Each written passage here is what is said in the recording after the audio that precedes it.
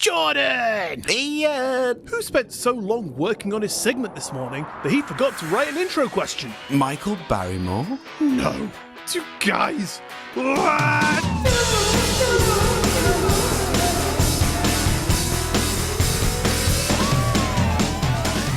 Hello and welcome to episode 151 of Two Guys What's Up, the weekly comedy podcast where I don't need to think of an intro question because I work with one of the top guys in the business who gives me them for free. It's this guy. Jordan, how are you? I'm good, thank you, but I am going to start charging. That wasn't in the contract, pal, that I just wrote 5 seconds ago and haven't had a chance to email you yet. Yeah, well, it doesn't matter, does it? Because I haven't signed it. I've already signed it. You gave me power of electronic signature, so I've just stamped it for you. Didn't come back to bite you, did you? That wasn't part of my contract I created. Oh, God, I wasn't aware you'd done one. I've done one with Michael Barrymore as well. Wouldn't do that, pal. Have you seen his stuff on TikTok, actually? It's come up, yeah, but I swipe away. Okay, we'll move on. Okay. I hear he's doing a house party if you want to go. I'm very good, thanks. Okay. Old news. Certainly not too soon. Right, so the other night, my wife gets in from work and she collapses on the sofa and she's had a long day and she just goes to me, "Oh, John, would you just please get me a glass of water? I haven't had a drink all day." Hang on, she walked past the kitchen to get to the sofa. Exactly. But fine, you've had a tough day. But then I think, well, why haven't you? I gave you a bottle of water in your car before you left this morning. Turns out she couldn't open the bottle, Iain. Oh, God. Did she try the child lock or something? Well, here's the thing. So she said she spent ages trying to do it, sat in the car all day, and she couldn't. So the next day, before she leaves for work again, I'm like, let me see if I can open this bottle of water. And I did. Nice. I opened it straight away. You're so strong. I am. I can't help it. We discovered that you were totally ripped last week. Oh, yeah. I mean, same for me. I've lost all my muscle mass now, though. You've still got it in your right arm. Oh, yeah. That'll never go away. Wedding ring went on the left. Right arm got instantly stronger. Oh, yeah.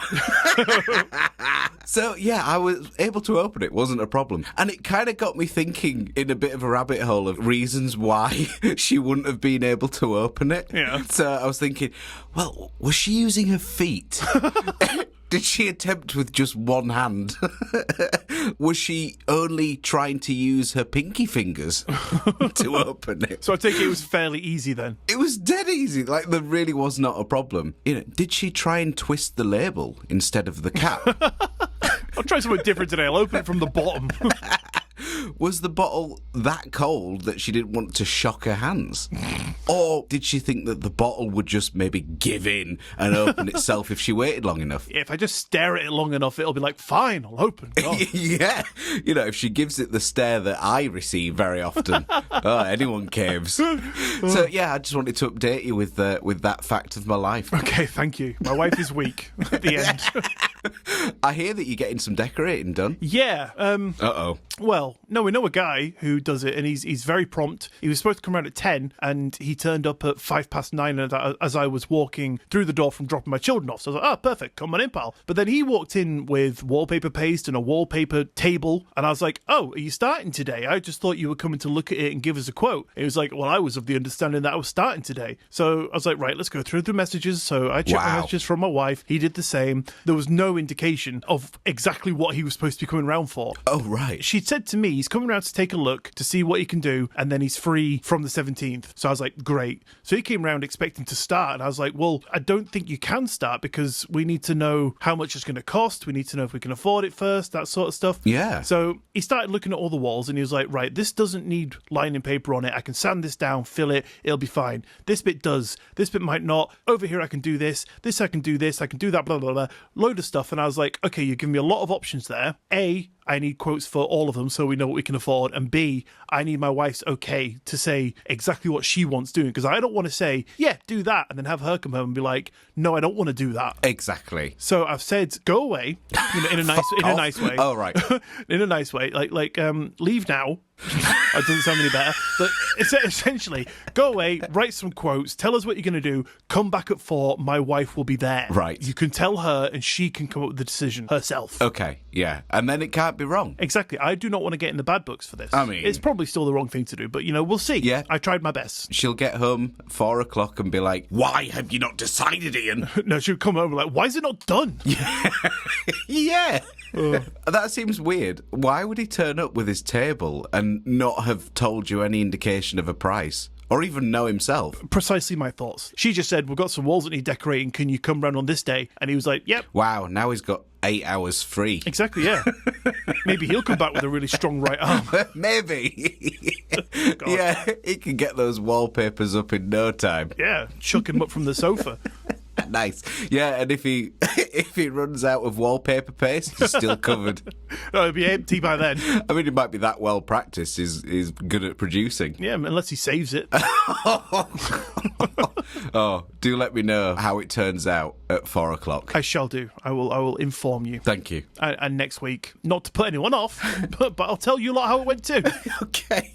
So I'm sure there'll be a story in there. I'm sure. But, Jordan, with that, if we're done chatting bollocks, always, why don't you tell me what you're going to be going into today? Well, for you today, Ian, I have a bit of a flip side to a previous topic I did. Oh. Yeah. Do you remember... How to get scammed. Yeah. The things you should definitely do if you want to fall victim. Do you remember a couple of weeks ago I did a segment on the most lazy ways people have used technology? I do. Yeah. Well, I have for you the internet's answers to the question that is, what is something in your life that you've automated that completely changed your life? Interesting. So we're not kind of talking about, oh, my bills are on auto pay, but things that actually were life-changing and maybe even slightly unhinged. Okay, nice. I love hearing stuff like this because I am always up for making my life easier. Oh, yeah. And some of these, I think, I should really adopt these. Get them adopted, bro. Just like I was. Precisely. And with that, what have you got for our final installment of an 8-episode long thing? Oh, yeah, absolutely. Well, Jordan, today, perhaps to the delight of some people, we are bringing a close to my little 8-episode intertwined saga. Sex with dinosaurs. Zero sex with dinosaurs. I did say that last week. That was only Atlantis. Okay. So, I mean, if you wanted... Just thought you were tricking me. No, sorry. Go back and re-listen to that one if you do wish to tug one out to a triceratops. Okay. It's a shame because they can't. Got very small arms. Poor guys. But Jordan, with the end comes a question for you. Okay. If a place has a name that ends with the word triangle, are you going hiking there? And let me answer for you, because I know the mere mention of a triangle makes you freeze in terror. And the answer is no. Of course not. I hate geometry. You do. It is one of your pet peeves. And the second a patch of land gets triangle in the name, then you know there is a high chance that going there is going to end up with you on a milk carton. But Jordan, today, from the safety of our little studio areas, we are going to be taking a trip to a place called the Bennington Triangle. Okay. You've sold it to me, Ian. You know what? I was reading through this and I think this is a very good episode. Despite the disappearances and the deaths and the creatures, it's a fun one. Oh, yeah, it sounds like a delight. Well, let me fill you in, pal. Are you ready to go? Let's do it. Let's go. So, Jordan, it sounds like the Wish version of the Bermuda Triangle, sure. But this patch of Vermont wilderness between 1945 and 1950, a string of bizarre disappearances, monster sightings, UFO reports, and spooky folklore made it one of the strangest corners in America. And honestly, even before the vanishings, the place already had a reputation for being cursed. Now, first things first. Bennington Triangle isn't some ancient Native American phrase for haunted forest of doom. It is in fact a catchy term dreamed up in the 1990s by a Vermont writer called Joseph Citro. Now, this guy basically wanted his very own Bermuda Triangle, but colder. Colder? Yeah. It's already over the ocean, isn't it? Well, it's pretty chilly. It's still Bermuda, very warm. Okay. You can go swimming there and come out boiled. No thanks. Like a lobster. That's all right. I will pass up the opportunity, but I appreciate it. Yeah, it's always there if you want it. Just let me know. I've got an open plane ticket with your name on it. Yeah, it is one way. I did stamp it with your name, though. Oh, right, okay. I just got a little bit stamp happy. That same one that you use for the contracts. Precisely, yeah, with your signature stamp. It's going on everything. Mortgage agreements, credit cards, loans. I even signed up to sexinthewoods.com. Oh, I've already got an account. Yeah, I wondered why it wouldn't let me use your email address. Yeah. It kept saying user already has an account. I was like, that's weird. I've never seen him there. And all my other accounts as well are signed up with it as well, just in case. Right, well, I'm going to have to create you a Gmail. Sorry, bud.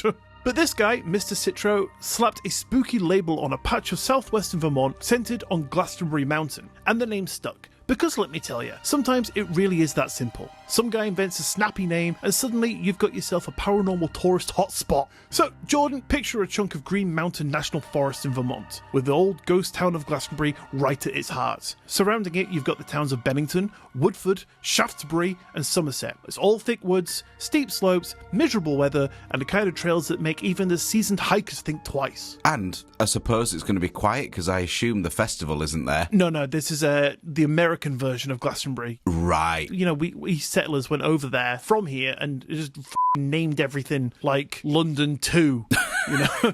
And New York. Yeah, New South Wales. Just does make it really awkward though, doesn't it, when you reference places and, you know, there's two of them. Yeah, that's why you just stick a new on it and then you know, you're all good. Yeah, but they didn't put New Glastonbury.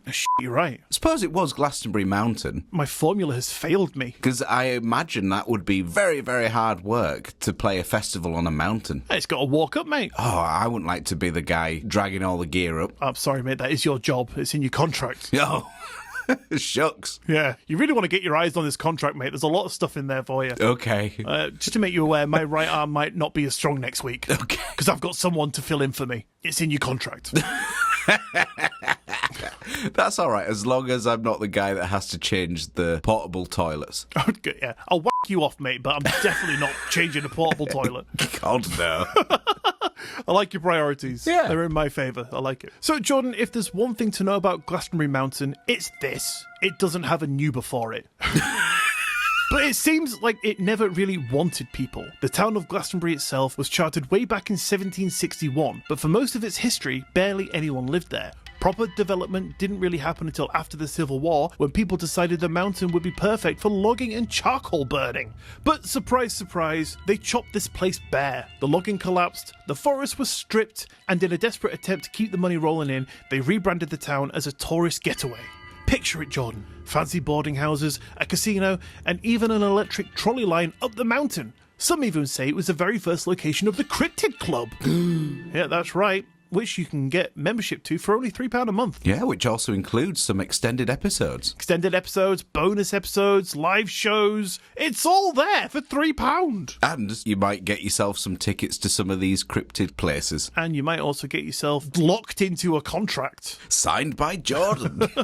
Yeah, but you don't have to fulfill that part, you know. They're cool episodes, they're all yours. Cool. Yeah, nice. But a winter storm in 1898 destroyed the trolley tracks, and that was the end of that bright idea. By 1937, the place was so dead, the state of Vermont actually officially unincorporated it. They Control-Alt-deleted the town, and today it's basically just empty forest. Right, okay. But Glastonbury doesn't just have ghost town vibes. It's got a violent streak. In 1892, a man named Henry McDowell killed John Crowley with a rock. McDowell was shipped off to the state asylum, but escaped by hiding under a trainload of coal and then just disappeared. Okay. Poof. Like a burp in a tsunami. I don't know, maybe he just got a bit dusty and it got dark. Oh, well, they just couldn't see him. Yeah, just shuffled off. He was all right. Possibly. Weirder things have happened. A few years later, another local, John Harbour, was found shot to death near Bickford Hollow, right at the foot of the mountain. Both cases went nowhere, but it just shows that even before the weirdness started, the mountain already had a reputation as the place where bad things happen. Right, okay.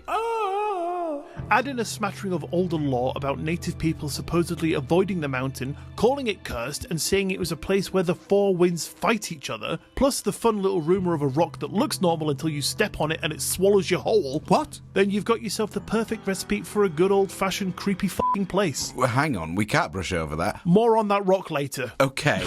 Don't worry, the rock shall return. So, on to the big reason that the Triangle got its reputation. A 5-year window between 1945 and 1950 where people kept going missing and, in classic Missing 411 style, never came back. Uh-oh. First up, November 12th, 1945. A 74-year-old local hunter who went by the name of Middy Rivers, who wasn't some city slicker in overalls, he was an experienced outdoorsman who knew the area like the back of his hand. He was leading a group of hunters near Bickford Hollow, and on the way back, he walked a little bit ahead of the party and just didn't come back. A massive search operation went on for weeks. Soldiers joined in, locals scoured every gulch and ravine. They did find a single handkerchief, but that's it.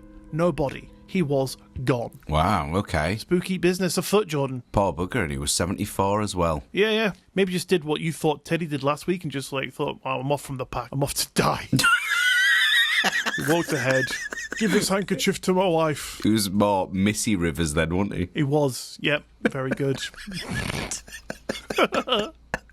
Poor man. Poor guy, yeah, absolutely. December the very next year, in 1946, it was Paula Jean Weldon. She was an 18-year-old sophomore at Bennington College, and on a Sunday afternoon, she decided to go for a hike on the Long Trail. She was last seen in a bright red parka, jeans, and light shoes. People saw her hitchhiking on the trailhead, others saw her walking along the path, but she never came back to campus. Again, an enormous search followed, the FBI got involved, and her disappearance was even so high profile it actually pushed the state to create the Vermont State Police, but Paula herself was never found. Wow, so you're saying that this place didn't have a police set up? It didn't at that time, and they were like, you know what, we should probably get one. Wow. How weird that it took that to happen. What do you think should have prompted the creation of a police force, Jordan? What crime would have happened that you would have gone, you know what, we need some police in this place? I stole a bag of Skittles. A 10-year-old has been spotted stealing a bag of Skittles. We need some police. Yeah. He needs to be brought to justice. I think so. Okay, fair enough. And then maybe if that had happened, then this poor old sophomore wouldn't have been lost. You know what? That's a good point. I think I'm on your side with this one. Thank you. But then, Jordan, in October of 1950, we've got two vanishings within weeks of each other. First, 8-year-old Paul Buddy Jepson, when his mother left him in the truck while she went to feed their pigs. But when she returned, just a half hour later, he was gone. He was fed to the pigs accidentally. You know what? That thought did cross my mind, because pigs will eat anything, and some people say that's a good way to get rid of a body. I have heard that. To place no speculation, you know, I'm not blaming her, but should something like that have happened, that could have been, you know, an easy out. Yes. Until you hear this next part, because bloodhounds picked up the trail for a while, but then it just stopped cold, like he'd been lifted off the ground. And searchers tore the place apart, but sadly, again, they came up empty-handed. Right, okay. It's just where she lifted him up from. He just carried her above his head. Yeah. Other way around. Carried him above her head. Yeah. Interesting. And on October 28th, 1950, 53-year-old hiker Frida Langer slipped into a stream while walking out with her cousin. She was like, God damn it, I'm wet. So she said she was going to go... What? It's not a sentence she's ever said before. What would you say if you fell into a river? Oh God, I'm dry. I don't think Bone I'd be dry, like... I'm off to get changed. By golly gosh, I'm wet. Holy moly, I'm a soggy bitch. But at any rate, she said she was going back to camp to change clothes and would catch up later. But she never made it. Massive searches ensued, again, planes, hundreds of volunteers, weeks of effort, but again, nothing. But 7 months later, her body was found near the Somerset Reservoir, in a place that had already been searched extensively. Nobody knows how she got there, and her remains were too badly decomposed to determine the cause of death. Right, okay. So that's the vanishings. And once you've got that many missing people in 5 years, myths start to form, and the press started running with it. Locals started whispering, and Joseph Citro later wrapped it up with a nice shiny little bow, calling it the Bennington Triangle. But disappearances aren't the only thing going on here, Jordan. I wouldn't be bringing it to your ears if that was it. Oh, some people went missing in the end. What do you think? No! Okay. There's more. There is a so-called Bennington Monster, which is basically Vermont's answer to Bigfoot. Stories go back as far as the 1800s, with one classic tale about a stagecoach being chased off the road by a hulking hairy beast. No, it wasn't me. I was going to ask. But more recently, drivers and hikers have reported seeing tall, shaggy figures moving through the woods, usually with the added detail that it smelled horrific. Ugh. No, it wasn't me. Okay. I know I have been alive in more recent years, but I've never been to Glastonbury or Vermont or nothing, right? So Promise. keep your allegations to yourself. All right, Ian. Well, no one said it. You are the only person so far. There's people at home going, after what you've just said about all those missing people, you keep your fucking allegations to yourself. Yeah. You big hairy stinky bastard. But then, Jordan, for your listening pleasure, it's back. Because we have got the man-eating rock. Right, okay, yeah. Yes. Fill me in. So, supposedly, there is this ordinary-looking stone somewhere on the mountain that, if you stand on it, it swallows you whole. Nobody's ever pinpointed where it is, obviously, because that would spoil the fun, but the story's been around long enough that it's become legend. And I'd just like you to imagine, Jordan, imagine tripping over a random rock and then, blah, you're gone. Chomped by a rock and never seen again. So what you're really saying is that these people step on a maybe slightly slippery rock and become amateur cave divers? I guess so. Yeah, and you know, when they get down there, they're like, oh man, I've fallen inside this rock. I'm so soggy. Oh, what, like that Frida? Yeah. By golly gosh, I'm wet. I'm so dry from this river. You know, you fall in a rock. Oh, I'm soaked. Soaked to the bone. Yeah. And the rock goes, bones, yummy. Om nom nom nom nom. The whole idea of cave diving freaks me out. Oh, yeah, absolutely. It's fucking horrific. Yeah. We've spoken about it before, you know, people going caving and getting stuck in horrible positions. Yeah. God, man, it makes me feel claustrophobic thinking about it. It must be so awful to be in that position. Like, what a horrible way to go. And the worst part of it is they've put themselves there. Oh, yeah, like, oh, this is going to be fun. Yeah, like, it was nobody's choice to put them there other than themselves thinking, oh, this will be a great day out. I'll just go and crawl under hundreds of feet of earth in a fucking 3-inch gap. Oh, God, yeah, that is awful. Ugh. I can't remember what that one is, where that chap sadly died, didn't he, upside down, and they could never get him out. Yeah. Is it Nutty Putty? Oh, yeah, that's it. Horrible cave. Oh, yeah. So this mountain has a reputation for messing with people's heads. Compasses behave strangely, hikers getting hopelessly turned around, trails seeming to shift or vanish, and in 2008, a musician named Robert Singley set out hiking near where Paula Weldon vanished. He later said the forest went completely dead quiet around him, and the trails seemed to change. He felt this weird pull toward a tree where he ended up spending the rest of the night lost. Thankfully, he did get out fine, but it seemed like the forest had rearranged itself around him. Oh, right, okay. Which is a weird one. It is. And also, Singley is the perfect surname for a musician. Absolutely, unless he's a drummer. That's very true. It'd be better known as, like, Robert Banger, wouldn't he? Yeah, which is my nickname, actually. Robbie Bang, they call me. Is it? Yeah, I think it's probably because whenever people see me, they mostly want to bang me out. Like, oh, there's that hairy, stinky bastard. Get him on the floor. Definitely more of a let's beat him up kind of thing. That's the one, yeah. I was using very local terms then. People were like, what the f*** is he talking about? I don't want to bang him. A horrible voice.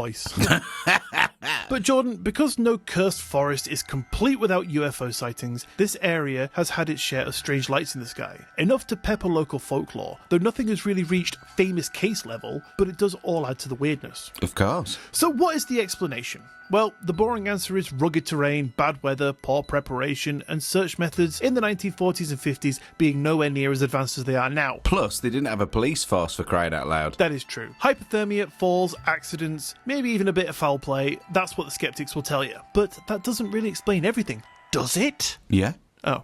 I'll just carry it anyway, because Yeah, you might as I've got a bit, I've done the work, so yeah, I may as well read it. Why does a body turn up in a place that's already been searched? Why do people vanish without a single trace? Why does this one patch of mountain have so many stories compared to all the other dangerous forests out there? Maybe it's just a perfect storm. Ghost town ruins, a history of violence, infamous vanishings, Bigfoot tales, UFO chatter, and hikers who swear the woods rearrange themselves around them. So Jordan, next time you're in Vermont and you fancy a nice little stroll in the Bennington Triangle, just remember, don't wear red, don't stand on any suspicious rocks, and for our patrons, I've got for you a little surprise.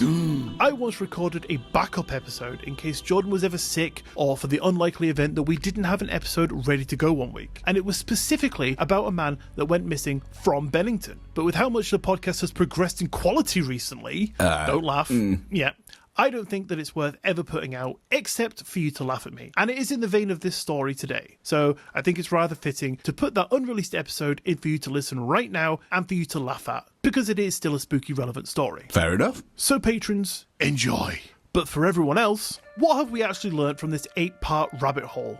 Atlantis was a story, then came Lemuria, the Atlantis knockoff that got dragged through dusty geological papers into the hands of mystics. The Theosophists swooped in and went, sweet, we'll take both, and built a massive spiritual family tree out of them. Then Edgar Casey came in, the man who basically took the Theosophical handbook and added his own sleepy psychic tilt. Oh, yeah. Suddenly Atlantis had dates, locations, and prophecies of doom. Enter Saint Germain, a Saint-Germain, whatever, the immortal bloke who pops up across centuries and somehow ends up intertwined in it all, rebranded as an ascended master. And where does it all land? Mount Shasta, the mountain of weirdness that hosts Lemurians, UFOs, Saint Germain himself, and then just when you think it can't get any weirder, you hop across country to the Bennington Triangle, where we find another mountain with all the similar vibes. Put together, it all paints a world where the boundaries between history, myth, and high strangeness are about as solid as wet tissue paper. Lost continents feed into mystical philosophies, philosophies give rise to prophets, they all get pinned to psychical hotspots, and those hotspots bleed into the modern disappearance zones. It's not just one story, story. It's a whole tangled network that makes you look at the world and go, maybe we're not dealing with separate mysteries at all. Maybe it's all just one big ecosystem of weird, bubbling away just under the surface. And honestly, that is the truly scary and interesting part. And Jordan, I just want to know, what do you think? Wow. Okay. Conclusion it has been. Good job, Ian. Yes, well done Applause for all around. piecing all of that together. Never again. 8 weeks of 8 weeks of... So you just mispronounced shit. of intertwined stories. Very interesting. First of all, the biggest thing, I guess, is that we never once hit upon the thought that Ascended Master and Mount Shasta being a rhyme. Yes, I did think that at the end of last week, because I was going to say he was the Ascended Master of Mount Shasta, but I thought about it after the recording. And you thought about it after. Ashta. I suppose the next biggest thing, that after nearly maybe probably a good solid 4 hours of content on an intertwining mental paranormal weirdness, that is your only takeaway. It's the first thing that came to mind in that conclusion, I have to say. Well, thank God. Thank God I put in all that work and effort for you to realise that. Yeah, very interesting. This episode in particular, a lot of weird disappearances, or not necessarily just disappearances, but people having weird experiences. Yes. I mean, I guess I kind of believe it. If people go missing and they're not found, you can't really debate that in any case. Yeah, that is the more believable part. I mean, like, you know, Ed Casey's predictions and things that didn't come true, people can obviously use that to fob it off and just be like, yeah, it's a load of bullshit. But you cannot shy away from the fact that people are going missing. There are missing people reports and there are no bodies turning up most of the time. Yeah, and when they do, it's in a place that they've already looked at. In a very strange situation, yeah. I'm curious, obviously you've put all this effort into 8 weeks worth of content. What are your thoughts? It was all for you. I have no thoughts, mate. It was all for you. Yeah, you weren't listening at all, were you, Ian? I was barely reading, mate. I don't know if you noticed. Or was it all AI? It was. It's just your voice. You got me. Is it still AI? No, it is me. I had to train it very hard to up like every third sentence. Oh, you just had to put a spelling mistake in there. No, you know, I had to like make it say wrong things and make it mispronounce words, names. Oh, so what you're saying is you've ruined it for everyone else. Oh, yeah. I have definitely set the precedent of how AI works for everyone now. Oh, no. Yeah, sorry, guys. Actually, the I in AI stands for artificial Ian. Makes sense. It does tie in though, Ian, because did you see it was only just released that ChatGPT will no longer be able to give medical advice or legal advice? I don't think it ever should have been able to in the first place. I guess it could say, as a caveat, take this with a pinch of salt, rather than just not give you any kind of information. No, because people go, okay, right, I'll take what you said with a pinch of salt and I'll just follow the advice to the T. Right, okay. Because, I mean, like, I know it's a stereotype, but I do know myself, I will just put off going to the doctors because I'm like, I'll do it later. And, I do end up not going. So if there's an easy option in my hand to say, yo, you have access to the entire internet, give me medical advice. And if it goes, take this with a pinch of salt, but punch yourself in the face 15 times, that might help your itchy leg. I'll be like, well, you know what, I'll do it. I mean, it is effective because you no longer think about your itch. Yeah, you're just on the floor dead, aren't you? Yeah. You've now got a twitch. Maybe you miswrote itch. Maybe it was that AI you've trained. It fucked it up again. Oh, it definitely did, yeah. I didn't read past the bit where it said, oh, sorry, let me say that again. You just swiped up on the app, didn't you? I did, yeah. I got as far as punch yourself in the face, that should do it. And I was like, cracking. I suppose it would be after 15 times. Just after 2. Oh, right, yeah. So I used Mr. Strong Righty, so... Nice. Oh, very good. Yes, I enjoyed it. An interesting conclusion. And now I've no idea what on earth is in store next week. Next week I was thinking about just quitting, just going to sleep. I'll do the intro.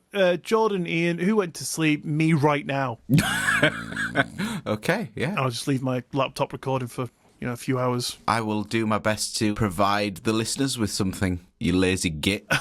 Hey, I've had a hard week, okay? You're going to have to come up with a full hour of content, mate. Someone once said when we first started that I had a really nice voice for reading stories, so I might just do that. I'll read everyone a little bit of a bedtime story. Good idea. And, if you can't sleep one night, give it a try. You never know, it won't hurt. I might even listen. I could do with some help getting to sleep. It's just a shame that I'll be reading scariest stories going. Yeah, mix our two segment genres together. Yeah. So just be telling a lovely story about death and aliens. Yeah. Oh, and it just reminds me, we should probably have mentioned, speaking of aliens, about your not so frightful encounter with Mr. James Coppert wearing an alien mask. Yes, I was very luckily got out of it. If you haven't seen this, it's on James Copper's TikTok, right? But I learned after the fact that him and my wife had been conspiring this for days. And the plan was for him to knock on the door and then be turned away as he was in the video. And then when I answer, because I always answer the door, because I'm a big fucking solid guy. Of course. He was going to turn around and charge at me wearing that alien mask. Wow. Which would have just given me a heart attack. I would have died. And it's a shame you'd have died in your boxers. I wasn't in my boxes. I was wearing shorts. Oh, okay. They just look like very big boxers. No, they are not boxers. Look, it's been 15 odd degrees here, okay, at the moment. It is mid-November, but it's been very warm. So I was just keeping myself topped up with my hoodie, but I was wearing shorts, to let some... Just to counter it. Yeah, just let some air flow and keep some warmth. Okay. Keep a level coolness going. Right? I did say to James afterwards that what he should have done was not rang the doorbell, but knowing that you would have been editing, tapped on the living room window for you to not be able to see at the doorbell, but then open the curtains to see this face there. Well, that would have maybe been better because at least I'd have been behind glass. But I did move the curtains to look, right. And there was no one there. So I was like, what the hell? So thank God I now have a doorbell camera because I opened it and all I saw was a giant hulking guy standing maybe 4 foot from the door facing the other way. And I was like, well, that seems ominous. I suppose. I'm not fucking answering the door. And my wife was like, because she knew, she was like, go answer it. Why don't you go answer it? Go answer the door. And I was like, no, there's a random stranger staring away from the house. That's a bit dodgy. Yeah. And then he obviously thought, well, they're not answering. So he came to ring the doorbell again. I saw the alien mask. I was like, that's James. It's fucking James. So I made my wife answer the door and I hid behind her because it was still rather intimidating seeing it. Yeah. And you still didn't know that it was actually going to be James. I knew it was him. I thought nobody else of that stature knows my fear of aliens. And no one's just going to turn up wearing an alien mask. I mean, it's got maybe to be James. It was a real alien and actually it just tried to camouflage itself. It was wearing a James mask. Yeah. Maybe. But yeah, luckily for my heart, their plan failed. Oh, good fun. Absolutely. So, Jordan, thank you for listening to my 8-episode rambles. We will be back to something different. So, aside from mystics and secret societies and all that sort of stuff, we're gonna jump back into some different weirdness next week. Perfect. I'm excited. Would you like to hear what we're doing? Yeah, go on then. Oh, fuck. Actually, next week is going to be a very interesting and very special episode because we have an interview. Of course we do. I think we should probably say who it is. Okay, yeah, let's do it. Shall we do it? Shall we drop it? Yeah. Oh, God. It's just a shame no one gets this far in, but yeah, that's fine. True. So, we have been in contact with someone who was at the live show. Oh, Ian Linford? No, not him. James Coppert? Not again. Not after last night. Pamela Hayward? No, it's the next one. The audience. The entire audience is coming on to give us all their complaints in person. Then you must be talking about Mr. Paul Sinclair. I am indeed. Wow. We have a one-on-one interview set up with Paul Sinclair. I'm excited because it means that we can ask him things that we couldn't get into at the live show. Exactly. I am hoping that we can just dive into all of that strangeness. There was one question from the audience that said, what would you say to an alien? And he said, I would ask them why they drilled into my arms and drilled to my back. And we were like, thanks for your answer. Next question. And I think the audience were like, hang on. Yeah. What the fuck? Because we felt compelled to ask that to everyone, didn't we, for time's sake? Yes, exactly. Yeah. And so that is the level of questions and beyond that we're going to be getting into in next week's episode. Amazing. That would be great. I cannot wait. Christmas has come early. Oh, yeah. And so have I. It's finally done it, Ian. Way! Oh, thank God. So many celebrations in one episode. Oh, it's crazy.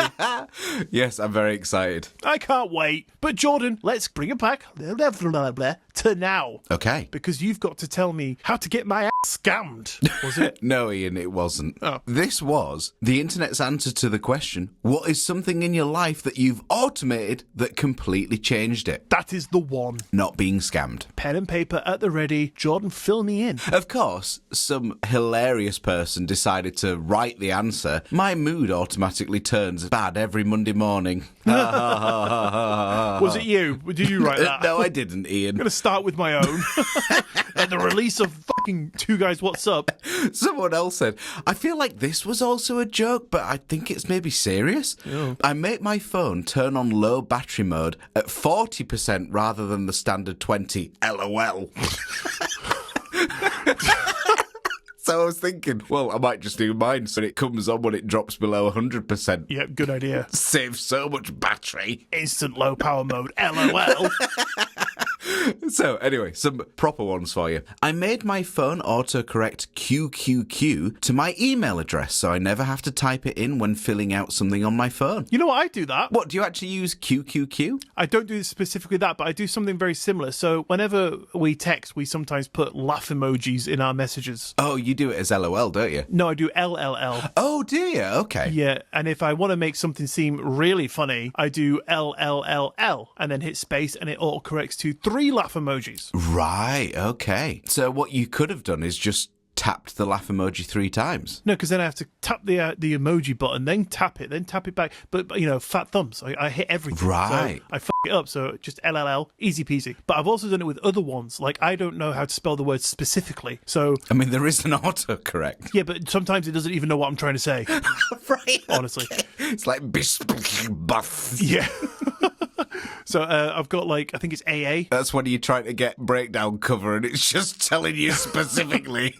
Actually, no, AA is and, because every time I try and write and, it writes Andy. Okay. So I got AA for and, specifically is SSP, and then that's hit space and it gives me the word. Then KK is no, because every time I try to write no, it writes something else. So I just did that. Wow. So I've got a fair few little shortcuts. Have you ever thought about getting rid of your phone and getting an iPad? Getting a fucking carrier pigeon Yeah. that can talk. A radio. Yeah. Just call people in, for fuck's sake. Problem is, though, is that you'd get the wrong contact. Yeah. Call Bog Sploff. I'm sorry, who is this? I'm like, no, who is this specifically? Oh, love it. Someone else says, my Robo-Rock 9, What? which I later found out, is a robot cleaner. Robo-cock? No, Ian, Robo-Rock. Where do I get one? No, it wasn't Robo-Rock 3-inch. Oh, there's a sale on Love Honey. I've just found it on Facebook. No, Ian, don't do it. It's got 2 ends in it, though. Oh, Robo-cocks are on sale. Nice. So their Robo-Rock 9 runs nightly to vacuum and every other day it mops. Yeah. And while this happens, Alexa shouts out all of my reminders and events for the day while I make breakfast. It shouts them. Wow. Don't forget to get to the gym for 10 o'clock. That'd be great though, wouldn't it? You would certainly listen. Shut up, Alexa, please. You're deafening me. Maybe it has to. Alexa, stop. Paul Bugger's like, I didn't even say anything. You're telling me to shut up? One day it's going to revolt, I swear. I'm sure, yeah. There's going to be an uprising. Maybe it has to shout, though, because it has to talk over the top of the vacuuming. Possibly. Maybe he's automated it to be that way. Yeah, maybe. I have an iPhone automation that searches for my day off in my calendar and therefore turns my morning alarm off so I can sleep in. And if there's no day off for the next day, it goes back on. This person clearly has no children. Absolutely. Could just be a bachelor. Or maybe doesn't care about his family. Maybe he's just a shit. My wife, her alarm at the moment, because, right, this is no bad parenting fault of mine. Of course. Here we go again. But my youngest is my wife's alarm. 'Cause Right. He wakes her up at 5:30 in the morning. Oh, no. He just completely bypasses me. I'll tell you a funny story, actually. The other day, this is how much my youngster depends on my wife. It's through not trying. You know, it's not as if I ignore him. I'm always, on hand to help. It's just, I'm going... No, never. I never sleep. My wife was in the bath and I was sat on the toilet talking to her. I wasn't doing anything on the toilet. I'm not like, so how was your day? I'm trying to have a relaxing bath. Oh, darling, how was your day? but I was just sat on the toilet talking to her, and my son came in and was like, Mum, can you get me a drink of water, please? Wow. And I was like, pointing at her, pointing at myself, like, why wouldn't you just ask me? Yeah, fair point, yeah. You're actively shitting, Dad. Yeah, I don't want your minging hands over my drink. Another one says, the dishwasher sends a text to my kids when it's done, and if it's not unloaded 10 minutes later, it turns off the Wi-Fi. Oh, right. I didn't know where that was going to go then. I thought it was going to be like, the dishwasher sends a text to the kids, and if it's not emptied in 10 minutes, the electrified floor is activated. The floor is lava. Another one, if my security camera detects a known number plate of my friends and family, then the kettle will start boiling, but only if me or the wife are home. If we are not home, it will notify us to let us know who is there. Interesting. It's kind of a clever idea, although maybe not so much if you just want to have a quiet day in yourself, not with guests, and you realise, oh, fuckers, put the kettle on now. Now I've got to let them in. Yeah, I'm not paying for that wasted kilowatt hour. 4 pence of wasted electricity. Yeah. Not on my watch. Someone else says, not really automated as such, but all my numbers, passport, national insurance, company, VAT, etc., are all on autocorrects from key phrases in my keyboard. Bit like what you said. Yeah. It's a good idea. Another one, any email I haven't read or done something with within 3 days is deleted. Therefore, my inbox is never overwhelming. LOL. Why do the people keep adding LOL? Maybe they think it'll correct to a laughing face. Possibly, but they have to type LLL. Ah, true, yes. Idiots. I have a lot of food aversions, so I have an NFC tag in my fridge that I can set reminders for when food expires. Okay. Kind of interesting one. My wife would tell me to bin that. She'd be like, "Blah, expiry dates. Yeah. They're only there as a guide. If it's not bubbling, it's not dead. Stop bubbling. Get it in you bastard." Well, here's the thing, right? I got my wife a little ready meal, and it hadn't been eaten, and it had expired like that afternoon. I had a gig and I came back and I thought, oh, I'm hungry, I might have it. And then realised that the packaging was bulging. Wow. And I thought, oh, maybe not, it has chicken in that. Yeah. And I just didn't bother. But the amount of times that I have had to endure lumpy milk because my wife goes, it's only a, what's it called? Best before? I mean, it will be a use by. Yeah, milk is right, but my wife's like, just use that little last bit. And I'm like, well, I'll just give it a test. And, you know, it just comes out like yogurt. And you're like, well, I'll get a spoon. Yeah. Surprise lunch for me.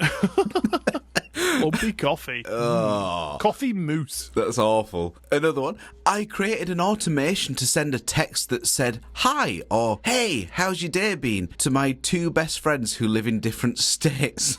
They were really mad when they found out. Why? Just so they didn't have to bother doing it. It would just automatically send that. Yeah, but why would you be mad about that? It's like they care about me enough to automate a text so that they're always in touch with me. Yeah, no, but they're not, are they? Their phone is. They've not even thought about them. Yeah, but they've thought about them enough to be sure that they constantly think about them, and then they're inevitably going to get a text back which initiates conversation. So they're not going to get a text saying, hi, how are you? And they're going to go, not answering that. Rubbish. I totally see where the friends are coming from. Nah. I think their friends are blowing this way out of proportion. No. And they should suck it up and just be nice. No, I think they should disown them. Or just automate a text back saying, yeah, Grant, how are you? And the automation didn't actually send in the first place. Yeah.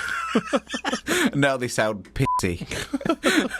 I made it so my phone goes into do not disturb mode once I get away from my job vicinity. Good idea. Yeah. Another one. Automatically the Wi-Fi goes out at 9:30 on my kids' devices, so I don't have to worry about my kids staying up on their devices or sneaking them at any point. I was going to say, just take them off them. Yeah, no, but I mean, I suppose that could be easier said than done, couldn't it? Unless you put them super high up where they can't physically reach them. Well, I mean, my children have tablets and they have times where they can be on them or not. You know, when it gets to like, I don't know, a couple hours before bedtime, we're like, right, it's time for tablets to go away and it's time to wind down for bed, blah, blah, blah. And we just take them and put them on the table. And then... They respect you enough. Absolutely, yeah. But I mean, if we see them sneaking over, which they've never done, to grab it, I would just say, it's not tablet time now, you know? It is belt time. No, don't condone that. That was a joke. Yeah. I have an iPhone shortcut that turns off orientation lock when I open up Photos, YouTube, Netflix, etc., and it turns it back on when I leave the app. Very good. I think that is a good one, actually, because the amount of times, especially if I'm sort of lying in bed and I'm sort of getting ready to drift off to sleep and it just keeps changing orientation, it's very frustrating. It's annoying. I have an automation on my phone that turns the volume down whenever I open things like Twitter or... Oh, that's a good idea. TikTok. Or Pornhub. That is a main one.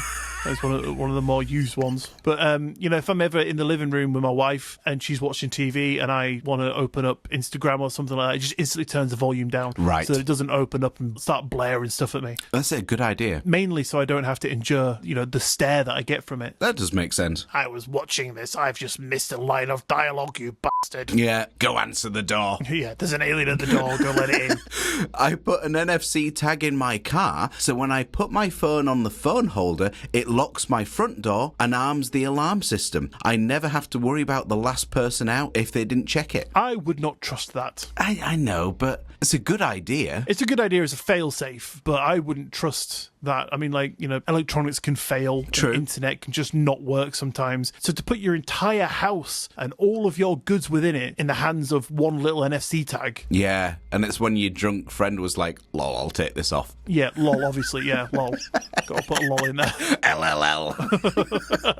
I set up an iPhone shortcut that pulls up all the pictures I took on this day over the years. I can then review them, delete them, and I'm slowly cleaning my camera roll. Oh, you know what? I saw the best automation ever in the world, and I wanted to implement it. Oh, go on. What it was it's an automation that if you send a text to it, like a keyword, from any other phone, it will do things like put your phone into low battery mode. It will lock it. It will start blaring out, this phone is stolen. Oh, yeah, I have heard that. Yeah, it'll text you its location and continue to text its location like every 10 minutes. And doesn't it also take a picture? It does, yeah. It takes a picture of the person who's holding it. Yeah, it's just very clever. And, it's just like a little keyword. So if you ever lose your phone, you don't need to worry about going through Apple and like bricking it and that kind of stuff and disabling it. And you can just literally be like, right, I'll send pigeon nipples to my phone and that's it. I'll know where it is. Unless random word generator was used by your friend. Texts it to you. Yeah, that would be very slim chances, but a possibility. But yes, good idea. Unless you forget what that keyword was and you're like, shit, it's in my notes. Yeah, I was just about to say put it in your notes, but then, of course, your phone wouldn't be with you, would it? It's very true. I have to give long speeches for work, and I have very little time to practice them, and they have lots of specific details. I read once that you can make an audio recording, and then when it's time to make the speech, I play it on my Meta glasses and just repeat my own words from my ear. I make full eye contact with the audience the entire time, and they just think I've memorised it. I call them my Superwoman glasses. Surely that would be akin to that thing that you were talking about, with the speech jam, it'd be like delayed because you'd be hearing it and then you'd be trying to repeat it, but also listening, like actively listening to what's coming next. Yeah. So I'd be like, so the dog went to the shop and... Sorry, I missed that word. Let me rewind. Yeah. Yeah, I don't think that would work for me. So I actually looked into the comment thread on that, and this lady actually goes on to say the way she recorded it was so that it had just the same amount of time as a pause, maybe slightly longer. Right. So that she could say it, and then the next bit would be ready to play. Okay, so she's actually standing up there going, so the dog No, I think it will be the gist of a sentence, and then by the time that she said it, the next thing will play. But, I mean, an idea, an interesting one. If it works for her, I mean, people have their ways of figuring out all this weird stuff themselves so that it works for them. So, more power to her. That's absolutely cool. But for me, Yeah, fair enough. I feel like, though, given that she's wearing glasses, is there not technology to have, like, a prompt? Yeah, so it, like, shows up on the actual, like, lens of your glasses. Yeah. That would feel a lot better. Yeah, interesting. Another one, I put 6 months worth of grocery receipts into Copilot and had it make me a list of the items I purchased and the frequency. I now have a weekly, monthly and stock up list template that I can skim through and remove what I don't need and add anything else that's missing. Such a time saver and good for budgeting. Very clever. I automated my phone to close all apps at 2 a.m, so when I fall asleep while a video is playing, it exits it. Ah. Good idea. NFT tags on storage tubs, so I can tap my phone on the tag to see what's in there without dragging it out and opening it up. That's, I do want some NFT tags. I think they are fairly cool for automating some things around your house. Just like a little tap on your phone and it'll tell you. Absolutely, yeah. I started to make voice notes every time I put something somewhere safe or in a more logical spot, just so I can later ask it where I put the thing I can no longer find. That is very clever. It's a good idea. Because I lost my sanity a long time ago and have not been able to locate it. Oh, no, it's gone. Oh, is it? Dematerialised, yeah. Bastard. Yeah. Could have done with that. Yeah. LLL. I don't know if it's considered itemization, but in the notes section of my contact list for people, I add things like gate codes, their likes and dislikes of food and drink orders. So that way, if I want to surprise them with something, I don't need to try to remember it. I already have it on hand. I have something similar in my phone and all my contacts. I put a sexiness rating. Oh, do you? You're a 3. Out of 2. Out of 3.5, bud. It's an odd scale, but it works for me. I wrote an Excel spreadsheet of all the recipes we cook for dinner and enter them into a randomised function, so it auto-generates a menu every week. We have all the recipes written too, so a shopping list is also generated, saves us so much time shopping and planning meals. See, this sort of stuff is, I think, what AI should be used for. Yeah. You can literally take a picture of your fridge and be like, create me a meal. That's helpful. For someone like myself that can't cook, that sort of chef in my pocket is so handy. Yeah. And like writing lists for you and stuff like that and just being like, look, I've got all this, write me a list. True. It's just a cool time saver. I don't think it needs to be used to run countries and companies and all that sort of shit, because that should be done by humans. I suppose there are certain things that should have a human touch to them. Absolutely. Like my penis. Moving on. Any volunteers? Couple more for you. I'll do it. Ian always puts his hand up and then down. My husband wakes up at different times each day, so I couldn't just set the coffee maker for one specific time. So I set up a motion sensor that was set at 6 feet high, so his coffee will start when he walks into the hallway. But it won't go off if I'm walking around because I'm shorter than the trip sensor. Except when she's on her stilts. She's always a pain. Yeah, I'm ready to go out. I don't want coffee, but I can't waste this kilowatt hour. Yeah. Nice. And final one, which is kind of my favourite. I think most people will probably find this boring, but I love it. I just bought a house and created an email specifically for that house, so any insurance, upgrades, repairs, etc. will go to that email, so I don't have to dig through my personal email. It's also shared with my partner since we bought the house together. You can also use it for subscription logins, so you don't have to remember whose email is for what. Very good one. That is great. I almost, when I read that, wanted to go through my entire email and do it. Get it done, pal. But I didn't. Oh. It feels too long now, but I thought that was great. And you could have scans of certificates for the house, like if you have your gas certificate and all that stuff, Yep. and have that put on the email. Brilliant. Very cool. So, yeah, there you go. That is some times where people have used automation for the benefit, really. Very good. And thank you for bringing them all to our attention, Jordan. I'm sure there's many in there that at least one person will be like, I'll try that, even if it is just my automating a laughing face to LLL. Absolutely. But thank you, Jordan, for that. You're very welcome. I loved it. So, Jordan, with that, does that about bring us round to the end of today's episode? I think it does. I think we should rattle through this pretty fast, Ian. Speedy Gonzales this shit. You got it, bro. Thank you for tuning in to today's episode of Two Guys What's Up. Don't forget to follow the show wherever you listen to us so you don't miss another episode, and maybe even tell a friend. Tell your friend to automate their download so that they get a brand new Two Guys What's Up episode in their feed every goddamn week. Deal. And if you want to get in touch, our Linktree link is in the bio of this episode, which you can click on and be jetted off to every link you'll ever need for all your Two Guys What's Up essentials. Want to get your own Two Guys What's Up t-shirt? Click the link. Want to join a mystical society? Click the link. Want to automate your whole life? Click the link. And when you click that link, it will blast you off to Patreon, the home of all your Two Guys What's Up extra essentials, including shoutouts, t-shirts, aliens and wankers mugs. And if you really can't get enough of our fantastic tales and automated voices, well, now you can get more of each, because there are currently 28 bonus episodes which come out on the last Friday of every single month, just sitting up there waiting for your ears to go and have a little gobble up of all that extra audio goodness. And all that is available right now, starting with the bonus episodes, but just £3 a month. So if you want to help support the show and get some cool stuff stuff while you do so. Head over to patreon.com/2guyswhatsup to check out all the goodies over there. The link will be down below for your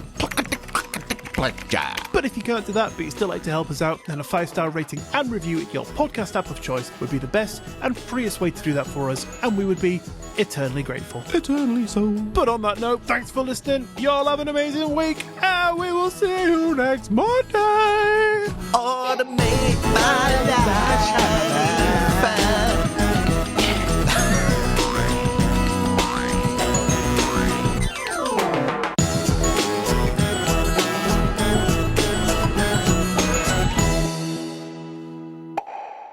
But we bought some lining paper, and then afterwards my wife was like, actually, I don't like that. Let's go buy some more. Oh, God. So we bought some more lining paper. Was this the day you were meant to be going to Whitby? No, that was a different day. Okay. It's a good way of making use of your only day off together in very long time without children. Exactly, yeah. So what do you want to do today? She's like, let's go look at decorating stuff. I was like, well, we've got 6 hours where we can actually enjoy some spare time together. And we do often moan about how little we get. So, Oh, Gina, if you want to stare at the bedroom ceiling. oh, you mean for decorative purposes Of as well? course, yeah, Just yeah. in case we want to decorate the living room as well. Absolutely. Well, don't bring that up to us because I'm done decorating for the rest right. of my life. But essentially, by the time I was finished talking to her about what we could be doing, I was getting the look of we're doing this instead. And I was like, okay, so I just rolled over and ended up looking at the bedroom ceiling myself. You were a good boy. Oh, as I always try to be.